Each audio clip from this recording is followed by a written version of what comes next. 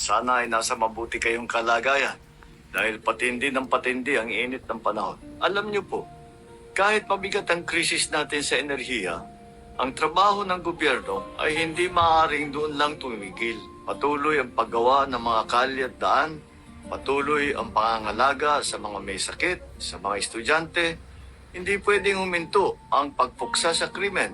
Hindi rin pwedeng tumigil ang pagsuporta sa ating mga atleta, sa kultura, sa sining, sa turismo. Patuloy ang trabaho sa lahat ng sangay ng gobyerno. At yan naman talaga ang dapat dahil hindi natin hahayaang maparalisa ang serbisyong binibigay ng gobyerno.